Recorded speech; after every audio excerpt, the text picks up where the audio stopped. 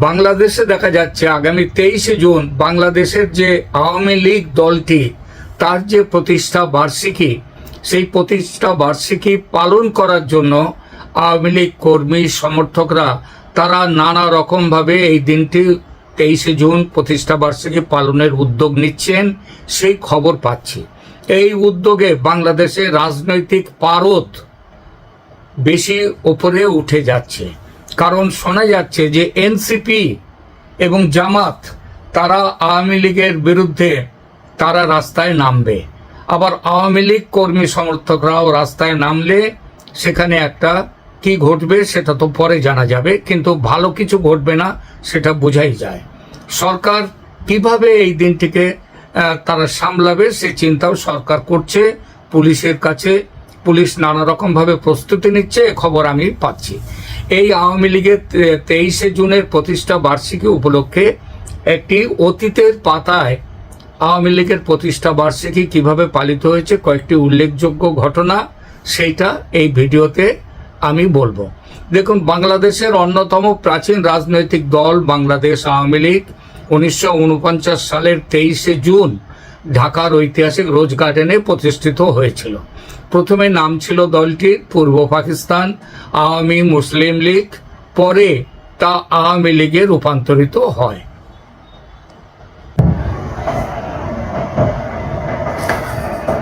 রোজ গার্ডেনে আগেই বলেছি এই দলটির জন্ম হয়েছিল 23-24শে জুন 1949 সালে রোজ গার্ডেনে ঢাকায়। প্রথমে সভাপতি হয়েছিলেন মৌলানা আব্দুল হামিদ খান ভাসানী, সাধারণ সম্পাদক হন শামসুল হক এবং কারাগারে থাকা অবস্থায় যুগ্ম সম্পাদক নির্বাচিত হয়েছিলেন শেখ মুজিবুর রহমান। শামসুল হক কারাগারে থাকার জন্য 1971-এর আগে প্রতিষ্ঠা বার্ষিকী ছিল আন্দোলনের কেন্দ্র। বাংলাদেশ জুড়ে 60-এর দশকে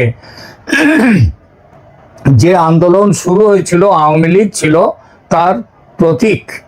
বাংলাদেশের সাধারণ মানুষের বাঙালির আত্মপ্রতিষ্ঠার প্রতীক ছিল আওয়ামী লীগ।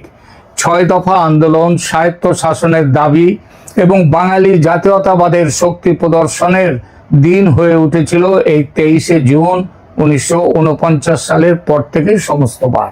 1970 সালের নির্বাচনে বিপুল বিজয়ের আগে দলটির প্রতিষ্ঠা বার্ষিকী সমাবেশগুলো পূর্ব পাকিস্তানে ব্যাপক রাজনৈতিক গুরুত্ব লাভ করেছিল। 1975-এর পর শোক ও পুনর্গঠনের প্রতীক হয়ে ওঠে 23শে জুন আওয়ামী লীগের প্রতিষ্ঠা বার্ষিকী।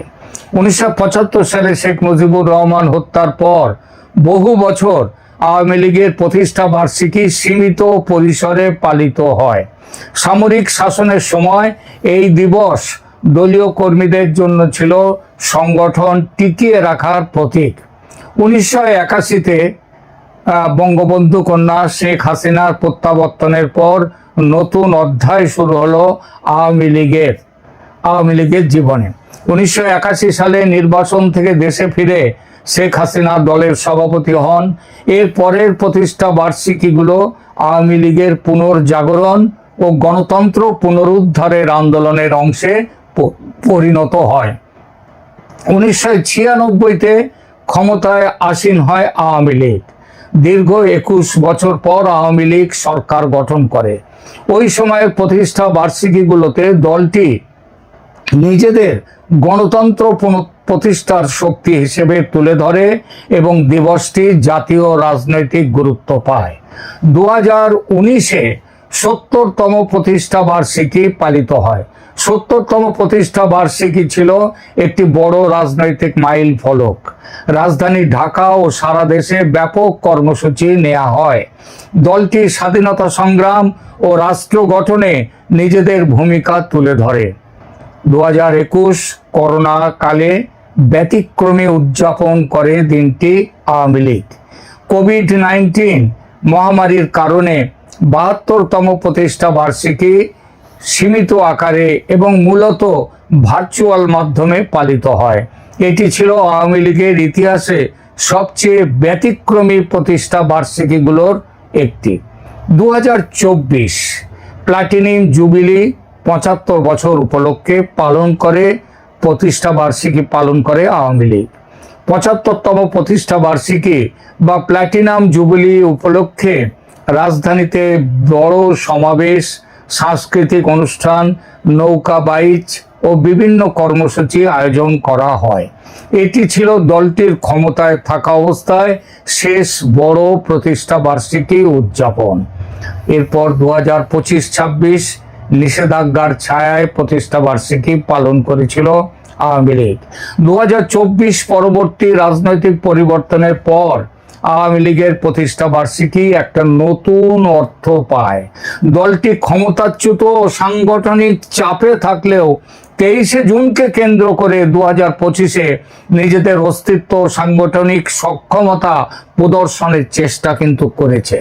ফলে প্রতিষ্ঠা বার্ষিকী শুধুমাত্র স্মৃতিচারণ নয়, বরং বাংলাদেশের বর্তমান রাজনৈতিক সংঘাতের একটি গুরুত্বপূর্ণ প্রতীক হয়ে উঠেছে। এই আবহে এবার আবার 2026-এর 23শে জুন আওয়ামী লীগ তার প্রতিষ্ঠা বার্ষিকী পালন করবে। এই উপলক্ষে যেমন সাজো সাজো একটা রব উঠেছে আওয়ামী লীগ কর্মীদের মধ্যে, তেমনি আওয়ামী লীগের 23শে জুনের প্রতিষ্ঠা বার্ষিকী বাংলাদেশের রাজনৈতিক ইতিহাসকে এবার কোন পথে নিয়ে যাবে সেটাও এখানে দেখা যাবে। কখনো জন্মদিন, কখনো আন্দোলনের দিন, কখনো শোকের প্রতীক, কখনো ক্ষমতার উৎসব, আবার কখনো অস্তিত্ব রক্ষার সংগ্রামের প্রতীক হিসেবে 23শে জুন দেখা দিয়েছে। সেই অর্থে আওয়ামী লীগের প্রতিষ্ঠা বার্ষিকীর ইতিহাস আসলে বাংলাদেশের রাজনৈতিক ইতিহাসের একটা সংক্ষিপ্ত প্রতিচ্ছবি। আমার দ্বিতীয় ভিডিও আমি দেব এই বিষয়ে। এবার 23শে জুন আন্দোলন উপলক্ষে, এই প্রতিষ্ঠা বার্ষিকী উপলক্ষে বাংলাদেশ কোন দিকে এগিয়ে যাবে, কি বার্তা দেবে, সেই বিষয়ে থাকবে আমার বক্তব্য। আওয়ামী লীগের কার্যক্রম নিষিদ্ধ করে যে ফলাফল আশা করেছিল ইউনূস গং, এবং পরবর্তীতে বর্তমানে নির্বাচিত বিএনপি সরকারও ইউনূসের সেই সিদ্ধান্ত এখন পর্যন্ত বহাল রেখেছে, এবং যার মধ্য দিয়ে তারা ধারণা করেছিল আওয়ামী লীগের রাজনীতি শেষ। আওয়ামী লীগ এর আগে একাধিকবার নিষিদ্ধ হয়েছে, আর প্রতিপক্ষ এই বিএনপি বলেন, জামাত বলেন, অনেকেই বহুবার বলেছে আওয়ামী লীগের রাজনীতি শেষ। কিন্তু আওয়ামী লীগ যেন ফিনিক্স পাখি, প্রতিবার সে ঘুরে দাঁড়িয়েছে, ছাই থেকে নতুন করে জন্ম নিয়েছে। তো আজকে আপনাদের সামনে যখন কথা বলছি, তখন কার্যক্রম নিষিদ্ধ আওয়ামী লীগকে নিয়ে সরকার, বিএনপি, জামাত সবারই ভীষণ মাথা ব্যথা। আগামী সেপ্টেম্বর মাসে স্থানীয় সরকার নির্বাচন, সেই নির্বাচনে বিএনপি এবং জামাত তাদের কৌশল নির্ধারণ করছে, এবং কৌশল নির্ধারণটা করতে গিয়ে তারা নির্ভর করছে বেসিক্যালি আওয়ামী লীগের সমর্থনের উপর। তাদের ধারণা যে আওয়ামী লীগ যদি তাদের সমর্থন দেয়, তাহলে তারা এই স্থানীয় সরকার নির্বাচনে বিপুলভাবে জয়লাভ করবে, যেটা হয়েছিল গত 12ই ফেব্রুয়ারির জাতীয় সংসদ নির্বাচনে। সেই সন্ধ্যা রাতের নির্বাচনে অনেক আসনেই বিএনপি, আওয়ামী লীগ এবং সংখ্যালঘুদের ভোট তাদের বাক্সে নিয়েছিল, এবং তখন তারা নানা রকমের প্রতিশ্রুতি দিয়েছিল। কিন্তু নির্বাচনের পরে দেখা গেল অনেক প্রতিশ্রুতি তারা আর রাখেনি। সরকারের কাছে গত বৃহস্পতিবার একটি গোয়েন্দা প্রতিবেদন জমা পড়েছে, যে প্রতিবেদনটি প্রধানত আগামী 23শে জুন বাংলাদেশ আওয়ামী লীগের 77তম প্রতিষ্ঠা বার্ষিকীকে কেন্দ্র করে সরকারের গোয়েন্দা বিভাগ ধারণা করছে যে ওই দিন সারা দেশে ব্যাপকভাবে আওয়ামী লীগ এবং তাদের অঙ্গ সংগঠনগুলো শোডাউন করবে, এবং এর ফলে দেশের বিভিন্ন স্থানে বৈষম্য বিরোধী ছাত্র জোট এবং এনসিপির সাথে একটা গন্ডগোল হতে পারে। পুলিশ নিজেও ভয় পাচ্ছে যে তারা যদি আওয়ামী লীগের কার্যক্রমে বাধা দেয়, তাহলে সেক্ষেত্রে তাদের উপরেও আওয়ামী লীগের নেতাকর্মী এবং জনগণ ক্ষুব্ধ হতে পারে। তো এই গোয়েন্দা প্রতিবেদনে আসন্ন স্থানীয় সরকার নির্বাচন নিয়ে বিস্তারিত বলা হয়েছে, এবং একটি আসনকে তারা উদাহরণস্বরূপ গোয়েন্দা প্রতিবেদনে অন্তর্ভুক্ত করেছে। সেটি হলো লক্ষ্মীপুর 3 আসন। লক্ষ্মীপুর উপজেলার 12টি ইউনিয়ন এবং লক্ষ্মীপুর পৌরসভাকে নিয়ে এই লক্ষ্মীপুর 3 আসনে নির্বাচনে বিজয়ী হয়েছিলেন বর্তমানে বিএনপির মন্ত্রী এবং বিএনপির কেন্দ্রীয় নেতা জনাব শহীদ উদ্দিন চৌধুরী অ্যানি। রাজনীতিতে অ্যানি নামেই তিনি পরিচিত এবং তার নিকটতম প্রতিদ্বন্দ্বী ছিলেন জামায়াতের রেজাউল করিম। মিস্টার অ্যানি পেয়েছিলেন 1,35,612টি ভোট এবং মিস্টার রেজাউল করিম পেয়েছিলেন 1,22,802টি ভোট। তাদের দুজনের ভোটের ব্যবধান ছিল মাত্র 12,810টি। লক্ষ্মীপুর সদরের যে উপজেলা, তার 12টি ইউনিয়নের কথা বললাম, সেখানে অন্তত 6টি ইউনিয়ন, যেমন ভবানীগঞ্জ, কুশাখালী, তেওয়ারীগঞ্জ, দিগলি, মান্দারি, চরশাহী, এই 6টি হলো আওয়ামী লীগের দুর্গ। তার মানে এই যে শহীদ উদ্দিন চৌধুরী অ্যানি হাড্ডাহাড্ডি লড়াইয়ের ফলে জিতেছেন, এখানে আওয়ামী লীগের ভোটটা কিন্তু ভীষণ গুরুত্বপূর্ণ ছিল।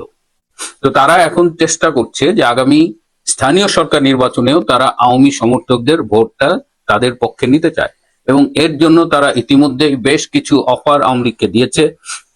জামাত বলছে যে তারা আওয়ামী লীগের বিরুদ্ধে যে মামলা হামলা হচ্ছে এগুলো বন্ধ করে দিবে, সামাজিক কার্যক্রম চালাতে দিবে, তাদের সকল রকমের সহযোগিতা করবে, নির্বিঘ্নে ব্যবসা করতে দিবে। বিএনপিও একই কথা বলছে, প্লাস বিএনপি বলছে তাদের অফিস খুলে দেওয়ার ব্যবস্থা করবে এবং আওয়ামী লীগের কার্যক্রমের উপর থেকে নিষেধাজ্ঞা তোলার ব্যাপারে জামাত এখনো হার্ড লাইনে থাকলেও বিএনপি মনে করে যে আওয়ামী লীগের উপর থেকে নিষেধাজ্ঞা তুলে দিলে রাজনীতির মাঠে আলটিমেটলি বিএনপি উপকৃত হবে। আওয়ামী লীগের কাছে ইতিমধ্যেই 6 দফা প্রস্তাব দিয়েছে বিএনপি সরকার, ইতিমধ্যে আপনারা সেটা জানেন। তার অন্যতম গুরুত্বপূর্ণ একটি দফা হলো যে আওয়ামী লীগের উপর কার্যক্রমের উপর থেকে নিষেধাজ্ঞা প্রত্যাহার করে নেবে, কিন্তু তার বিনিময়ে কথা দিতে হবে যে আওয়ামী লীগ 5 বছর বিএনপিকে কোনো রকমের ডিস্টার্ব করবে না, বিএনপি সরকারের বিরুদ্ধে কোনো আন্দোলন গড়ে তুলবে না। এরকম 6 দফা আওয়ামী লীগের পক্ষ থেকে খুব স্পষ্ট করেই জানিয়ে দেওয়া হয়েছে যে এই ধরনের কোনো শর্ত মেনে তারা কোনো ডিলে যেতে রাজি নয়। তারা তাদের শক্তিতেই রাজনীতিতে ফিরে আসবে, তাদের উপরে যে আরোপিত নিষেধাজ্ঞা সেটা প্রত্যাহার হয়ে যাবে জনগণের চাপের মুখে এবং সময়ের সাথে সাথে। আওয়ামী লীগ এই যে কোন রকমের আপোষ নামায় সই করতে রাজি হচ্ছে না, এর অন্যতম কারণ হলো যে সারা দেশ জুড়ে আওয়ামী লীগের নেতাকর্মীরা জেগে উঠেছে। তাদের অনেকের সাথেই কথা বলে এটা বোঝা গেছে যে তাদের দেওয়ালে পিঠ থেকে গেছে। তারা এখন আর হামলা মামলা, নির্যাতন, জেল জুলুম এগুলো কোনো কিছুরই পরোয়া করছে না এবং আপনারা দেখছেন এমনকি আজকেও বাংলাদেশের অনেকগুলো জেলায় মশাল মিছিল বলেন, এমনি মিছিল বলেন, মোটরসাইকেল মিছিল বলেন, এগুলো হচ্ছে কিন্তু। এবং আমি একটি উদাহরণ দিব, আছে কুষ্টিয়া শহরে